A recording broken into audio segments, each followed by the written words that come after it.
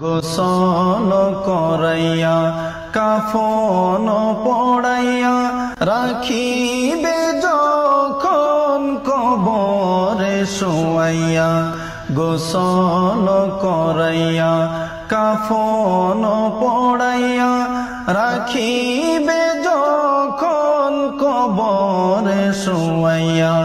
লইয়া গোকুলে গোলাম বলিয়া, লইয়া গোকুলে গোলাম বলিয়া।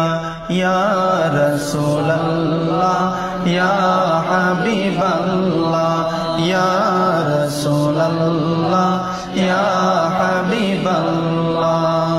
অন্ধকার কবরে থাকিব